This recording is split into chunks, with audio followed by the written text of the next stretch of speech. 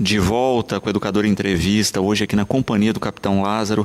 Capitão, obrigado pela participação com a gente. Boa tarde. Boa tarde, agradeço o convite e uma boa tarde a todos os telespectadores. Bom, capitão, vamos começar falando uma questão de segurança aí, né? Nós tivemos uma questão de um roubo de veículo, né, em que o proprietário parou numa área um pouco mais escura, foi abordado e teve o seu veículo levado. Isso também é uma dica importante de segurança, né, de tomar certos cuidados no ambiente onde se para, mesmo que seja para atender um celular. Perfeitamente, não só atender, mas hoje a gente usa muito o celular para mandar mensagem através de aplicativos. Sempre procurar um lugar mais, digamos, agitado, mais iluminado, um posto de gasolina, ou até mesmo um grupo de pessoas. Talvez não tenha um posto ali nas imediações, onde você está, mas tem um grupo de pessoas, um posto de saúde, entendeu? Um local mais iluminado que, caso tenha alguma ação, venha ter alguma ação criminosa, é fácil identificar. E o infrator da lei percebe isso aí também. Quando tem um local que é fácil de identificá-lo, ele não age, dificilmente vai agir. Ele procura locais ermos, né? Escuro, mal iluminado, como foi que aconteceu ontem, infelizmente. E já tem, né, e a gente já tinha na região ocorrências nesse sentido. Batatais, eu acho que é uma das primeiras vezes que ocorre isso, como também se fala muito com cuidado em algumas vias, semáforos de madrugada, etc., né? A gente percebe nas cidades maiores que o sujeito vai com uma velocidade menor, às vezes até cruza, né, vendo uma questão de segurança aí que não tem outros veículos, mas para não parar, para evitar esse tipo de abordagem. Perfeitamente, é uma nova modalidade que está acontecendo. Tradicionalmente, esse tipo de crime do roubo de veículo acontece no semáforo, para que a pessoa está adentrando o veículo, saindo dele, logo após estacionar. Agora é através da distração do condutor ao mexer no celular. Então, se porventura chegar alguma mensagem que não seja urgente, deixa para enviar essa mensagem quando chegar no destino. Chegar em casa, envia a mensagem, entendeu? Se precisar realmente mandar uma mensagem, naquele momento ali, aguarde alguns segundos, procura um local mais iluminado, algum local mais, digamos assim, mais agitado, que dificulte a ação do infrator da lei. Perfeito. Nós ainda continuamos, a pergunta do Kleber aqui, com furtos por descuido das pessoas, por exemplo. A gente tinha muita questão de deixar a chave no contato do carro da moto, isso continua ocorrendo?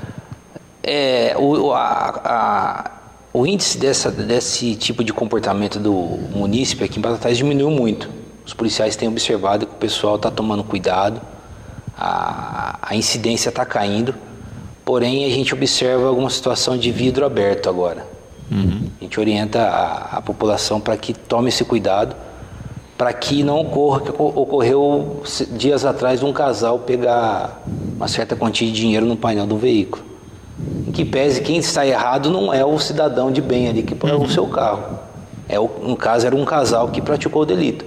Mas diante do panorama que nós vivemos aqui no Brasil, vamos dificultar a ação do infrator, minimizar a ação dele. Fechar o vidro e trancar o carro, basicamente, seria. Perfeito. E a gente acaba vendo isso, né?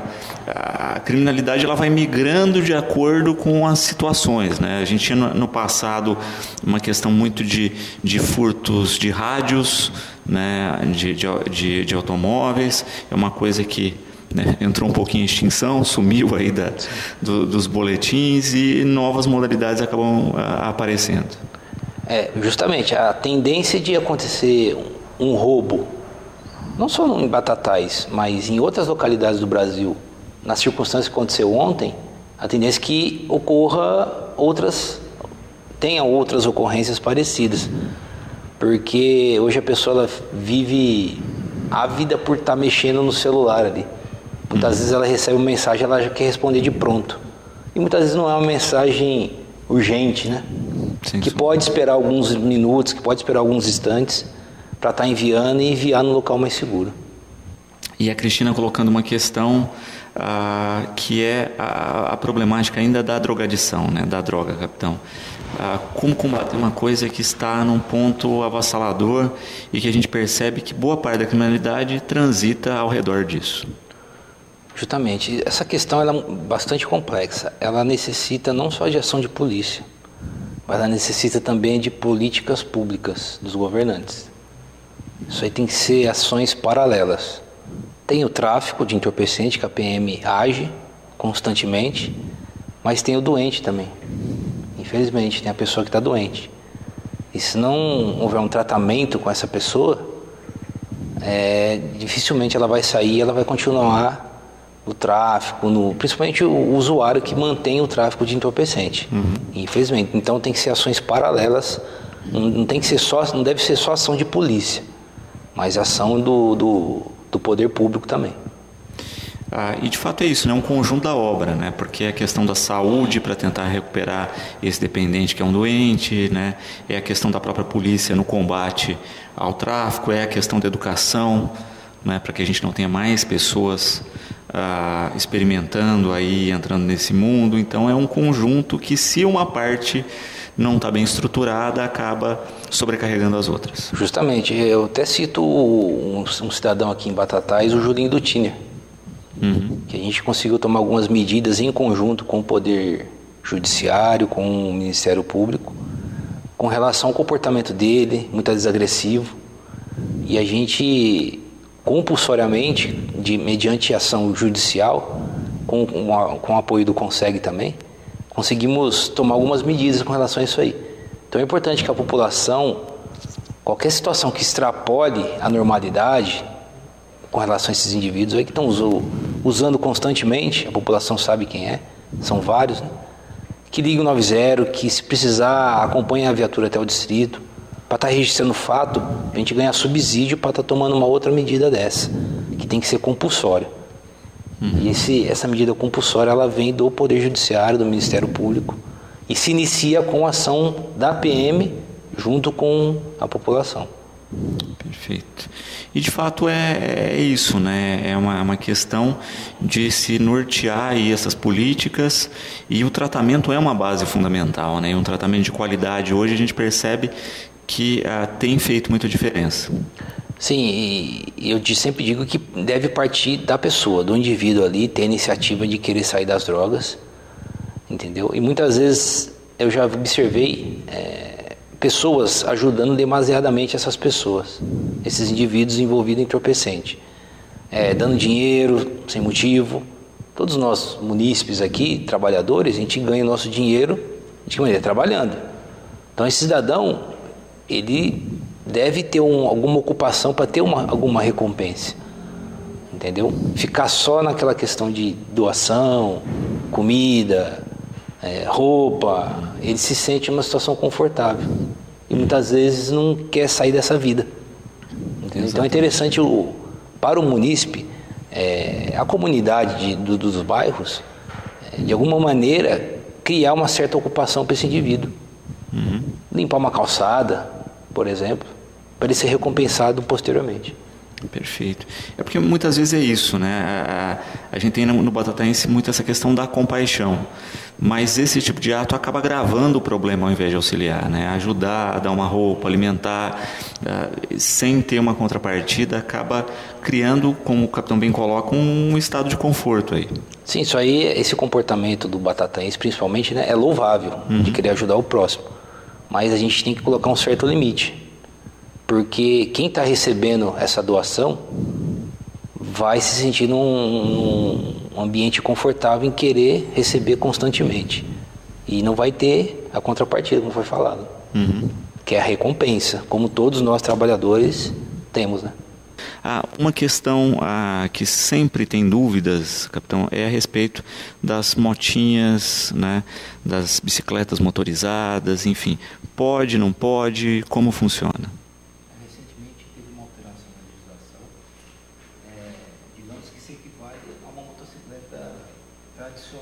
Porque uma questão que o pessoal questiona muito é a prática aí de se fazer a venda, né, falando que pode, que é permitido utilizar sem carteira ou tendo uma carteira com letra diferente da de motocicleta, e depois se avisar que não pode, né? Como é que foi isso? Foi de fato uma mudança na legislação, e o O que se sabe a respeito disso? Hoje, para conduzir esse tipo de veículo, tem que ter, obviamente, a categoria A, motocicleta, ou, caso a pessoa não tenha essa CNH, essa categoria, uma autorização para conduzir o ciclomotor. Uma autorização que é obtida através do Detran, exclusivamente para dirigir aquela motocicleta. E o emplacamento é tradicionalmente igual a qualquer outra motocicleta. Mediante a nota fiscal, se dirige até o posto do Detran, da Seretran, onde será feita a vistoria e o emplacamento. As motocicletas, esse tipo de motocicleta, as mais novas, né, elas já vêm com o número de chassi. Então isso aí já facilita o trabalho lá no Detran, já agiliza. As mais antigas, eles vão ter, o proprietário, né, vai ter que fazer tem uma outra etapa a seguir, que é colocar o número do chassi na carenagem, na lataria do veículo. E é uma orientação que o Detran, a Seretran, vai passar e indicar um local onde é feito esse trabalho. Porque todo o emplacamento é relacionado ao número de chassi. Então as mais antigas não tem. Porque a legislação não estava completa a respeito desse assunto. Então o órgão competente vai indicar alguém, um posto, um local, que fará a marcação do chassi na motocicleta. Perfeito. Nesse caso aí, né, quando a gente observa toda essa questão da fiscalização, a gente teve um boom desses veículos, né, e consequentemente começaram a ter muitos acidentes ligados a isso. Justamente, e muitos acidentes, nesses acidentes esses veículos não tinham numeração, não tinha emplacamento, então não tinha como você relacionar o veículo ao proprietário. Muitas vezes a outra parte que foi ofendida ali teve um dano no seu veículo, ou mesmo um dano físico, não conseguia relacionar a pessoa ao outro veículo que foi envolvido no acidente. Então tudo isso aí veio para ter mais controle da situação e aumentar um pouco mais a fiscalização sobre os condutores, que muitas vezes são menores de idade.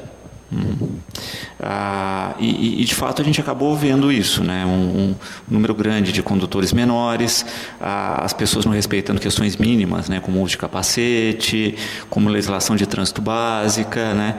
E ainda assim a gente percebe que existem muitas na rua ainda em circulação, né? E aí é o que a Cláudia pergunta, né? Como proceder? Chama a polícia nesse caso? Avisa? Sim. A fiscalização vai ser a mesma de uma motocicleta convencional. Qualquer indivíduo aí que estiver conduzindo de maneira irresponsável pode ligar o 90, deve ligar o 90, que a PM vai tomar as medidas que constam no Código de Trânsito Brasileiro. E tem que se ver de fato com seriedade isso, né? Porque a gente tem uma problemática grande aí ligada ao tema, e trânsito no Brasil é caótico, né? A gente sabe que com toda a legislação, com toda a jurisprudência que foi colocada, ainda assim as pessoas se respeitam. A gente vê a questão ainda do cinto de segurança, quanto de vidas que salvaram, a questão do endurecimento da lei com álcool e direção, mas a gente ainda vê pessoas usando álcool e dirigindo. Então é bem complexo, mas falta esse princípio, né, de cair a ficha de que se existe uma legislação é para a segurança de todos nós. Justamente, o que mais mata brasileiros hoje é acidente de trânsito, é ocorrência envolvendo trânsito, infelizmente. Então nada melhor do que ter um aperto, um arroxo na legislação de trânsito, para que essas mortes deixem de ocorrer, entendeu? E gere uma sensação maior de segurança na população. Perfeito. Reginaldo, parabenizando aqui pelas informações e colocando uma questão também ligada aí à estrutura de trânsito, né? Muitas vezes nós vemos a questão da imprudência dos motoristas no município e uma problemática que não se discute muito, né, em outras cidades a gente acaba vendo, é toda a questão de monitoramento eletrônico do trânsito. Isso em cidades maiores tem feito a diferença mesmo até na comprovação dessas imprudências. Sim, justamente. Isso aí é um trabalho que nós estamos fazendo, dialogando, né, com outros órgãos, outras instituições municipais, para que a médio e longo prazo Batatais seja agraciada, né, digamos assim, com esse tipo de monitoramento, porque acaba facilitando o trabalho dos órgãos de fiscalização e a população se sente, digamos assim, vigiada. A população, aquele indivíduo que está cometendo a infração, ele se sente vigiado. Isso aí é um trabalho preventivo, porque inibe a ação de quem pretende ter algum comportamento inadequado no trânsito. A questão prática aí, né, é que também se acaba vendo, e é o que a Elisângela coloca aqui relacionado às motinhas. Quem está com a documentação da moto em dia, no caso das Chinerais aí, né, é permitido andar ou é indispensável a carta? Ela foi nas autoescolas e ainda aquela carta especial para esse tipo de ainda não está sendo liberada, então teria que tirar a carta de moto. Justamente. Tem uma questão de logística também por parte dos órgãos competentes, órgãos responsáveis pela emissão desse documento, infelizmente. Então, o que vai substituir essa autorização para conduzir esse tipo de motocicleta? A categoria A da CNH. Infelizmente, essa é a situação. Adalberto perguntando a respeito da questão da legislação de perturbação do sossego, capitão. Se existe horário realmente definido e em que casos se pode acionar a polícia? Não tem um horário definido sobre isso. O interessante é que mais de uma pessoa, caso tenha o barulho, o incômodo ali do som, mais de uma pessoa seja, digamos assim, vítima. Porque se ficar somente uma pessoa, a PM vai até o local, vai orientar, mas muitas vezes o cidadão ali que está manuseando o som, ele aumenta o som depois que a PM sai. E normalmente é um período, um sábado à noite, numa sexta-feira à noite, numa madrugada do final de semana, tem muita demanda de ocorrência. Aí talvez demore um pouco para a viatura voltar naquele local.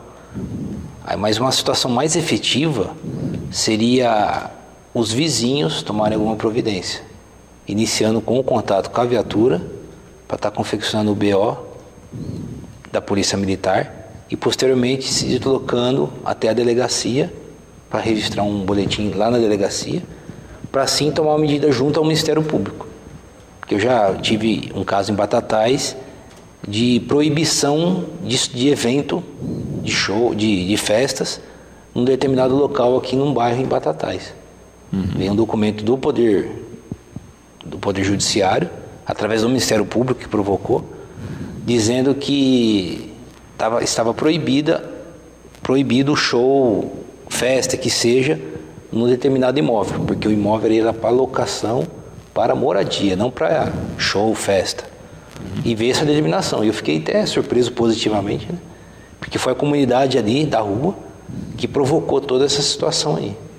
Porque já estava recorrente a questão. Sim, estava recorrente, constante, e eles tomaram essa medida e está proibido. Está proibido em determinado local, num bairro aqui em Batatais.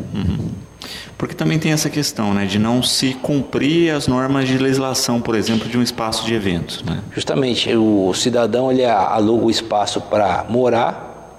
Na realidade, ele está com a ideia de fazer a festa já, mas ali é uma moradia, não é um local, não tem isolamento acústico, não tem nenhum artefato ali, nenhum preparo para estar fazendo um evento ali. Não tem laudo do bombeiro, nada disso. Mesmo assim, o cidadão ele insiste que quer fazer uma festa ali. Se é uma situação dentro de uma normalidade, uma festa de aniversário, uma coisa simples, que tenha o bom senso de não estender o horário, mas muitas vezes o cidadão vai até altas horas, até amanhecer o dia, e acaba incomodando quem mora nas imediações. Perfeito. Quando se pensa também nessa questão da estrutura da perturbação do sossego, da segurança, ela não está ligada só a imóveis, né? O sujeito que para o carro dele, coloca um som em um ambiente público, também está praticando a perturbação do sossego.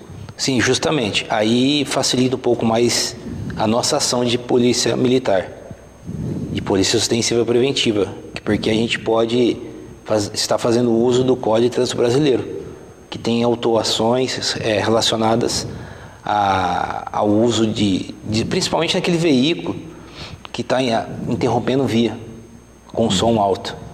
Então aí entra a ação da PM, ela é um pouco mais efetiva do que aquela anterior, quando o som fica dentro do imóvel, de uma residência, por exemplo. Perfeito. Caio também colocando uma questão interessante aí da estrutura da perturbação, né? A gente estava falando aí dos veículos automotivos, né?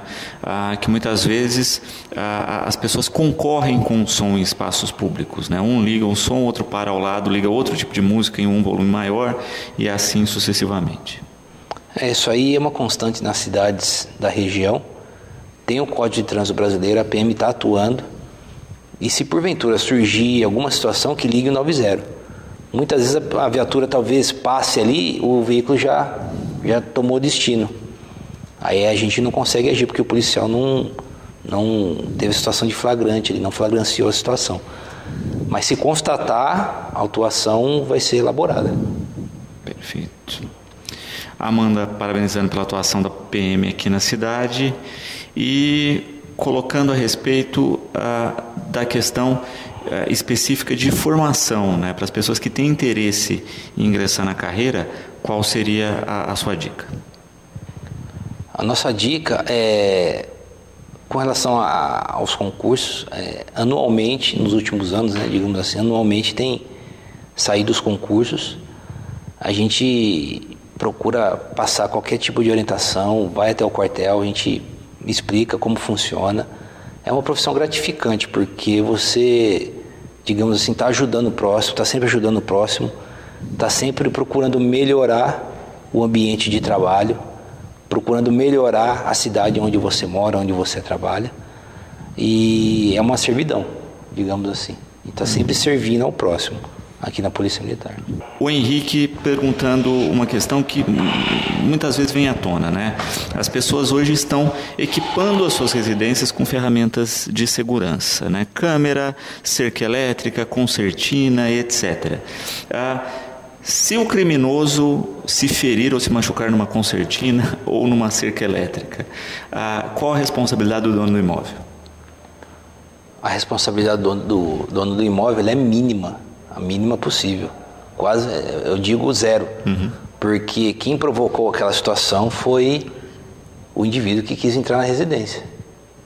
Diferente se é, por exemplo, alguma criança, entendeu? Um muro muito baixo, digamos assim, com uma concertina um pouco mais extensa, fora do padrão, que tem os padrões através do Inmetro, né? Sem dúvida. Aí talvez tenha algum problema, algum questionamento, né, sobre isso. Mas a ação do marginal, numa residência, por exemplo, se porventura vier a se machucar, eu desconheço, nos 20 anos de polícia que eu tenho, algum caso parecido. E de fato, a gente falava aqui no intervalo muito a respeito das fake news na internet. Sim. Né? Então a gente está numa onda aí como se houvesse uma impunidade geral em todo o país, né? E o que não é verdade, né? Na verdade a gente está tendo uma questão que é um pouco o avesso disso, né? Porque nunca a gente viu no país políticos aí de grande monta presos, né? A gente nunca viu corruptores, né? Porque o corrupto ser acusado, preso, a gente ainda tinha um ou outro de vez em quando que ia, mas no volume de agora nunca, né? Corruptores foram presos, né? Era uma coisa impensada na história do país, né? Pela primeira vez o cara que corrompe também está na cadeia, né? É um período de transformação e que as pessoas têm que começar a olhar, né? Não é tão negativo assim, pelo contrário, né? É um momento positivo que você começa de fato a acabar com a ação da impunidade, né? E não é diferente disso na rotina policial, né? Isso aí é uma transformação que o país está passando em todas as áreas, em todos os aspectos. Transformação essa que países da Europa passaram anos atrás, foi necessário, evoluíram, e o Brasil está nesse caminho. Está passando por esse período turbulento, mas vai colher frutos lá na frente. Isso é importante, entendeu? Muita gente sendo presa, pessoas de alto escalão indo para a cadeia, entendeu? Isso é uma transformação natural, uma tendência natural, que para evoluir isso aí seria necessário, e está acontecendo, e a tendência é só melhorar a situação da população no Brasil. Perfeito. E muitas vezes também tem a questão prática do trâmite legal de cada ação, né? Muitas vezes, olha, prende um indivíduo, ele está respondendo em liberdade, mas se condenado vai cumprir pena, vai ter uma série de questões aí relativas ao crime praticado. Justamente, a legislação brasileira, né, ela advém da legislação lá do Império Romano. E muita situação que a gente vivencia hoje, infelizmente, digamos, podemos dizer, né, que ela é atrapalhada, não tem aquela dinâmica por conta da legislação que é esparsa, tem muita lacuna, entendeu? Mas a tendência é com mudança de legislação, lá no Parlamento Brasileiro em Brasília, mudança do Código de Processo Penal, mudança do Código de Processo Penal Civil. Isso aí só acontece com alteração de lei. E quem altera a lei? É o Legislativo. E agora nós teremos agora, né, as eleições em outubro. É a oportunidade do munícipe, né, do cidadão brasileiro, olhar as propostas, acompanhar as propostas e verificar quais propostas esses candidatos estão apresentando. Se ele estando no Legislativo Nacional, lá no Senado ou na Câmara dos Deputados, ele consegue fazer essa mudança lá. Tem muito candidato que faz promessa, mas ele vai ser eleito, vai estar numa posição que ele não consegue alterar aquela lei. E a gente, ao longo dos anos, vem percebendo isso aí. Então, observar qual a proposta dele. Se ele for eleito, se ele vai conseguir fazer aquela mudança. Se ele vai ter competência legal para fazer aquela mudança que a população espera. Mas a posição que ele vai estar, se eleito, ele não tem condições técnicas ou legais de fazer aquela mudança. Às vezes é uma esfera estadual, municipal, entendeu? Ou às vezes estando numa esfera estadual, a mudança é na esfera nacional, é o Legislativo Nacional, lá em Brasília, que tem que fazer essa mudança. Entendeu? Então é interessante a gente estar atento com relação a isso aí. Perfeito. Capitão, eu quero agradecer a participação, a presença aqui com a gente, deixar o programa sempre à disposição, agradecer aí sempre essa possibilidade, né, de levar informações à comunidade e esperar que cada vez mais a gente tenha esse envolvimento mesmo da comunidade com o trabalho da polícia, seja por meio das informações, né, dessa rotina mesmo de contato constante. Obrigado pela presença. Eu que agradeço, eu sempre vou acreditar no trabalho em equipe, Polícia Militar e comunidade, e essa prestação de conta aqui é sempre importante. Muito obrigado. Bom, nós vamos a um rápido intervalo. Na sequência, nós vamos falar um pouquinho aí do impacto da paralisação dos caminhoneiros nos postos de combustíveis. Voltamos já.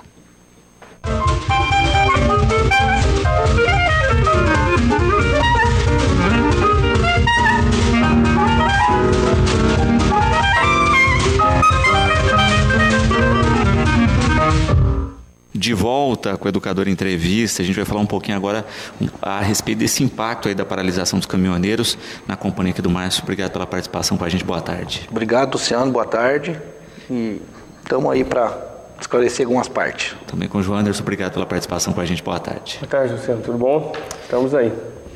Bom, Márcio, como é que foi aí primeiro esse impacto, né, de movimentação lá no posto? Como é que você sentiu esse início aí da questão da paralisação? Então, Luciano, foi muito bom no termo de movimento, né? Foi o desabastecimento em geral nos postos de combustível. Teve uma ação da população, né? Aquele desespero da falta do produto, o seu uso do carro no dia a dia, escola, levar a criança à escola, na vida particular, na vida do trabalho. Criou um movimento muito grande dentro dos postos, né? Em geral, a gente tem visto filas enormes. E o pessoal com medo daquilo que aconteceu mesmo, foi a falta do produto. Então, a gente trabalhou muito. O combustível que você vendia numa semana, nós vendemos em 2 dias. Então, foi uma procura muito grande. Perfeito. E, de fato, a gente acaba vendo até uma questão específica relativa à discussão aí de o quanto essa ação rápida das pessoas ao abastecer também fez com que o movimento tivesse êxito, né? Porque se todo mundo tivesse abastecido na sua rotina, talvez ia demorar muito para ter um impacto no abastecimento. Correto. Assim, o que alarmou mesmo a greve, né? Que a coisa tomou um rumo muito sério, o pessoal ficou muito assustado, né? Que nós já não estávamos acostumados com aquilo ali, com aquela correria do povo, aquele desabastecimento que houve em geral. Então causou aquela correria no povo, e nós também no posto, nós estamos no comércio já desde 2003, que nós começamos com o posto, a gente nunca viu uma situação dessa. Então até para nós, a gente precisou correr, ter as informações, onde que nós conseguiria produto, e a base, geralmente no começo, foi numa sexta-feira ainda, a base não estava ainda fechada pelos manifestantes, a gente conseguiu encher nossos tanques, foi onde a gente conseguiu trabalhar um pouco mais para atender nossos clientes. Mas a hora que a coisa travou mesmo, a gente ficou muito de mão atada, não tinha onde buscar o produto, a Ipiranga mandando e-mail para nós que não conseguiria entregar produto para nós. Quando liberou o combustível, eles não tinham a logística, não tinha transporte, que eles opinaram por abastecer Ribeirão Preto primeiro, né? Também até pela procura lá, e a segurança da estrada, que eles não queriam colocar caminhão na rodovia para abastecer a região.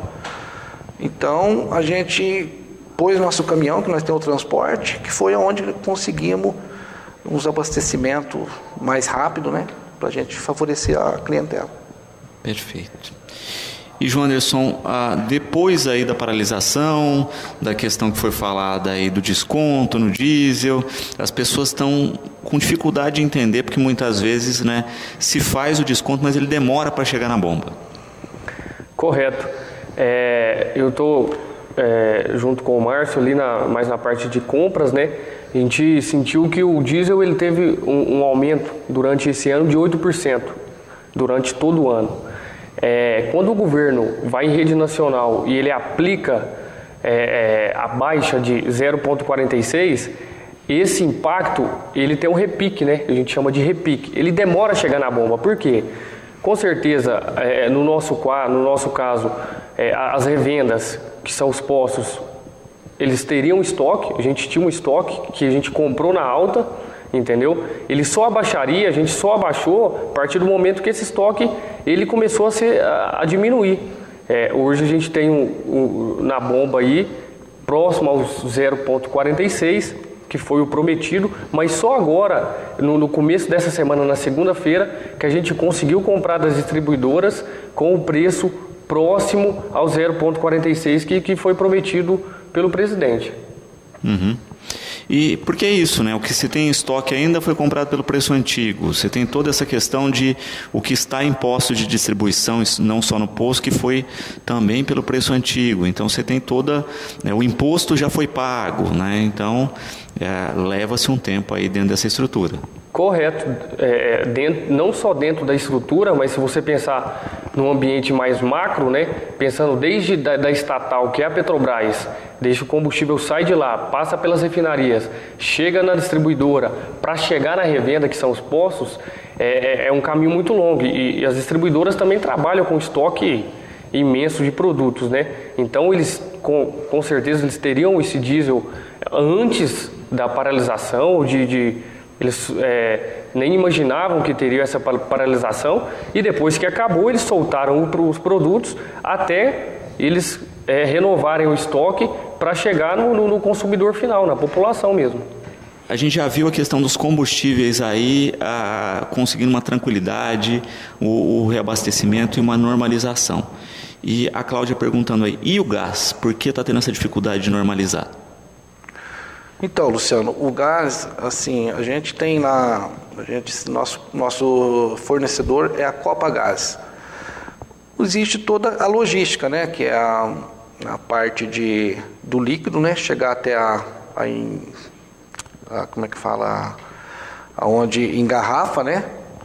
Que houve também essa parada, né?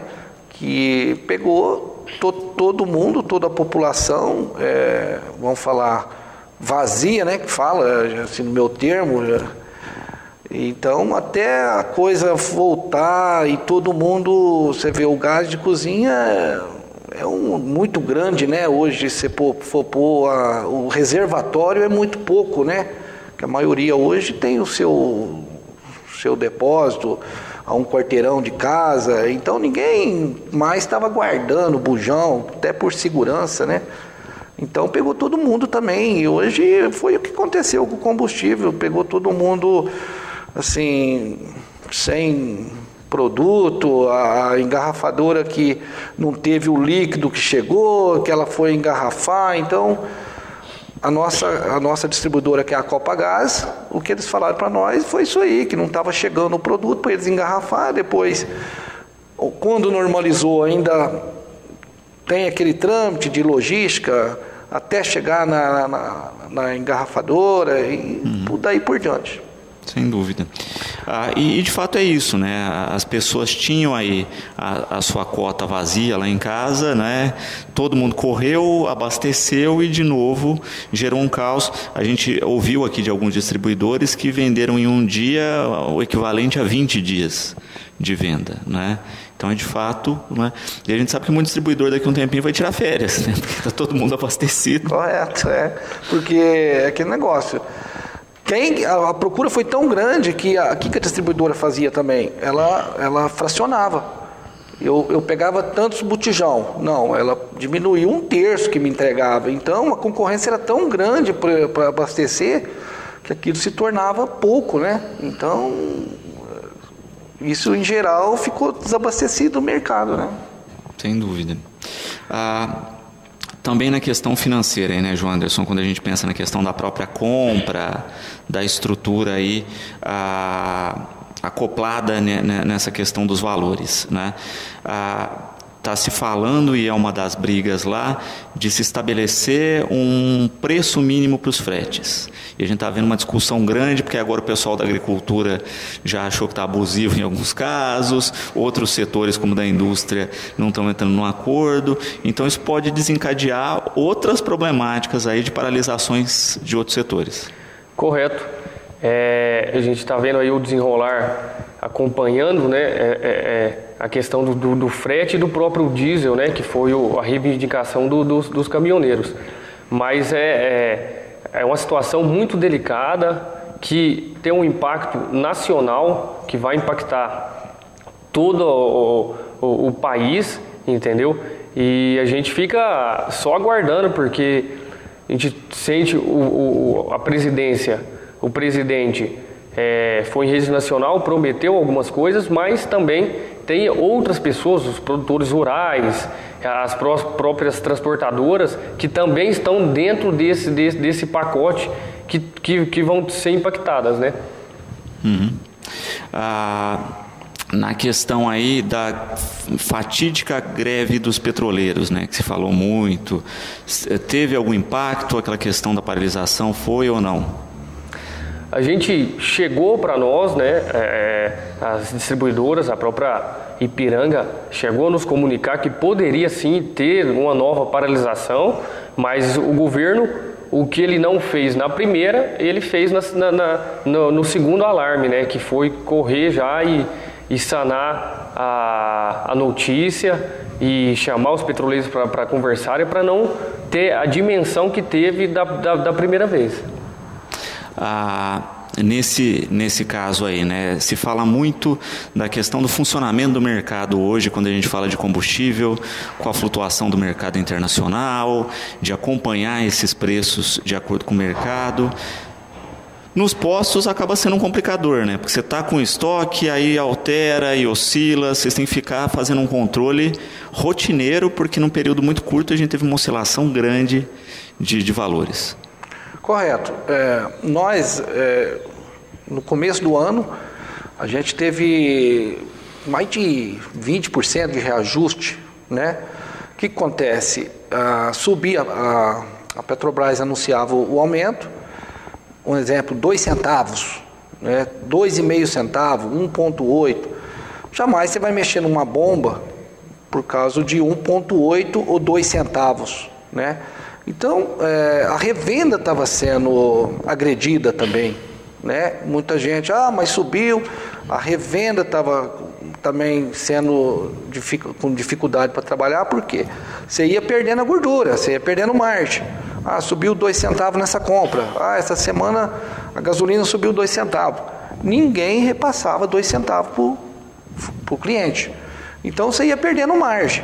Chegava um momento que você tinha que subir seus 9 a 10 centavos. Isso impactava no consumidor, né? Que é o nosso cliente, que é o pessoal do dia a dia no posto. Então, o que acontece? Você trabalhava 15 dias, né? 10 dias, sofrendo, perdendo margem. Aí você subia numa pancada, ia lá 9, 10 centavos. Isso impactava no comércio. Isso tanto o diesel, a gasolina, o etanol.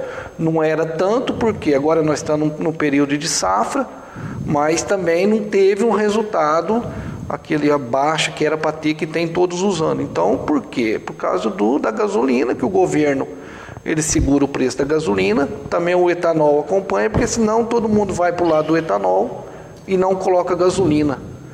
Então isso tudo está numa cadeia aí de números que o governo... Então ele não pode tanto abaixar tanto o álcool, porque senão o pessoal que tem carro flex vai optar pelo etanol. Aí ele não vende gasolina. Então é uma coisa complicada. Sem dúvida.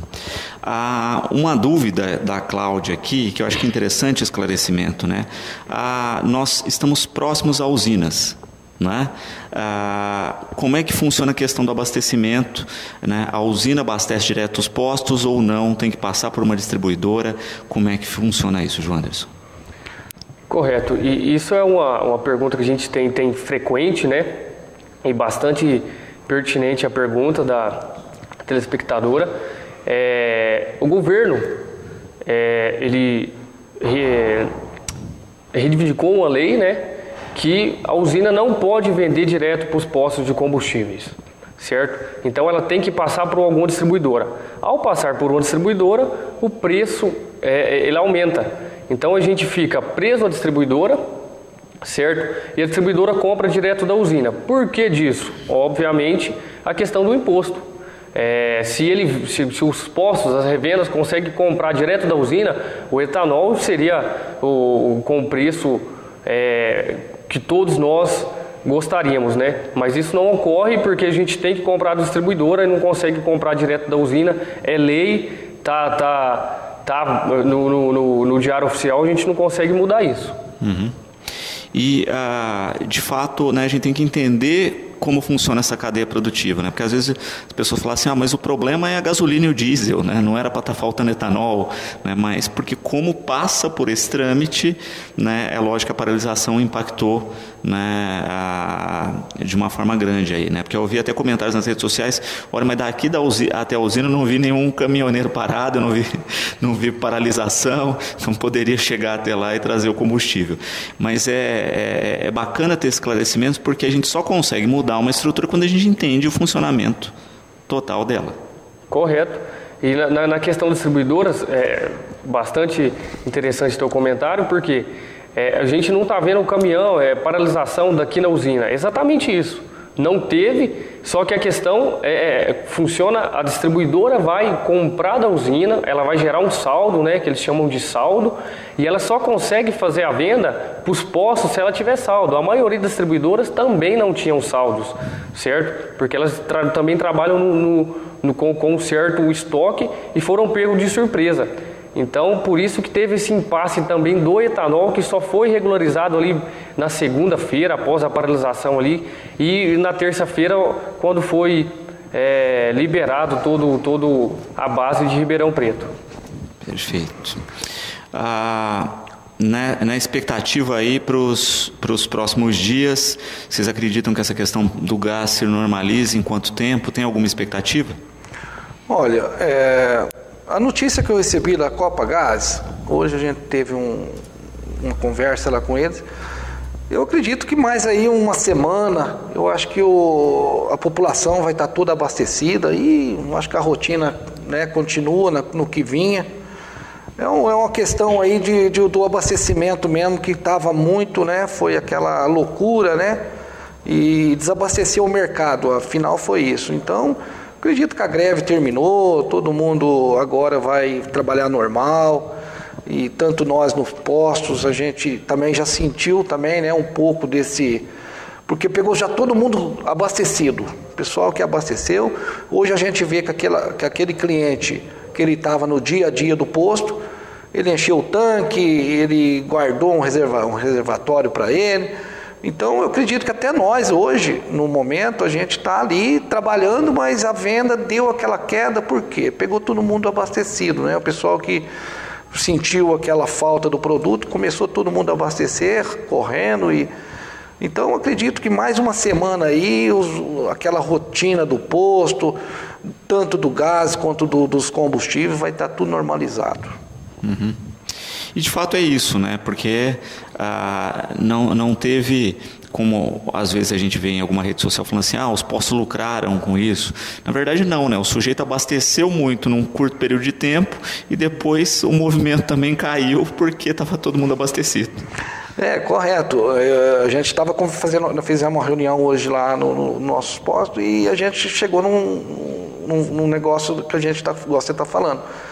A gente comprou muito e essas contas chegou. Essa greve para nós foi péssimo. Porque hoje todos os postos de gasolina, ninguém mais enche tanque. Não consegue fazer isso. Por quê? Hoje as distribuidoras, igual a Ipiranga, ela é 2 dias de prazo. Ela é 2 dias. Então, o que acontece? Você não consegue hoje trabalhar com tanque cheio, porque é muito dinheiro que você tem que pôr para estar ali, então você trabalha no tanque no limite.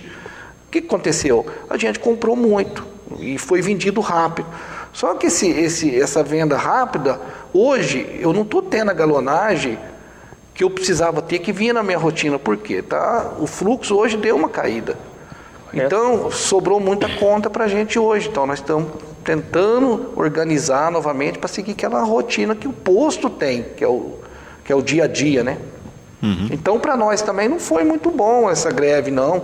Vendeu muito, mas não é, aquilo ali não é normal, não é meu cliente, entendeu? Daquele dia a dia, cada posto a gente sente que tem seu cliente do dia a dia, que faz a coisa movimentar, porque o posto, hoje todo o comércio, o que ele faz? Ele gira. É o dia a dia, é dinheiro pagando dinheiro. Então, hoje o que acontece? Nós compramos muito, fizemos muito contas a pagar, e hoje a gente está sofrendo com esses valores, entendeu? Perfeito. João Anderson, eu quero agradecer as informações aqui, a presença com a gente espera realmente aí que esse período, né, sirva de exemplo para os brasileiros.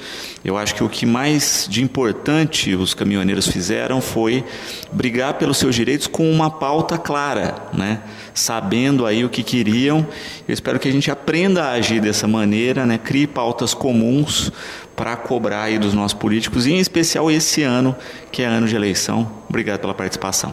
Correto, nós que agradecemos, né, do Alto Posto Irmãos Ribeiro, a oportunidade de estar vindo aqui esclarecendo algumas questões que o consumidor, a população em geral, ficou com grandes perguntas, né?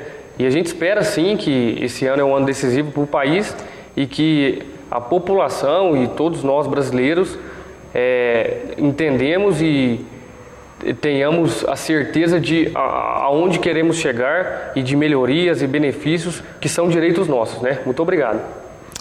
Quero agradecer também, Márcio, a presença aqui com a gente, né? Esperar realmente que a gente tenha um aprendizado com essa questão e que, de fato, em breve a gente esteja aí na normalidade do abastecimento agora do gás, né? Que tem sido a grande problemática. E agradecer aí o papo com a gente.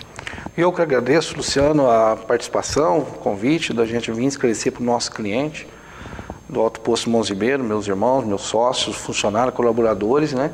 Estamos lá prestando serviço e também agradecer a força que o caminhoneiro tem, que ele consegue parar esse país, que ele tem visto com os olhos bem diferentes, porque o transporte, o país está na mão deles, que foi uma ação, eu acho que todo mundo estava no limite, tanto eles quanto a revenda, que somos nós, do combustível.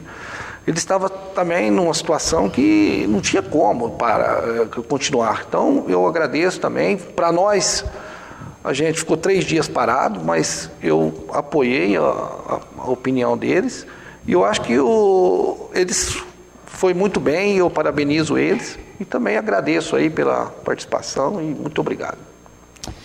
Bom, o programa de hoje vai ficando por aqui. Lembramos que às 18h30 tem Cidade na TV.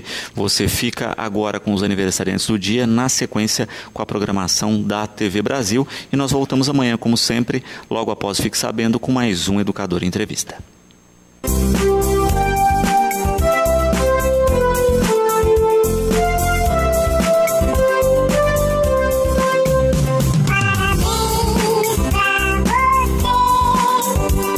Hoje é aniversário da Ana Maria, que está completando 8 aninhos. Ela está recebendo muitos abraços e beijos de toda a família e dos amiguinhos. Parabéns, Ana Maria!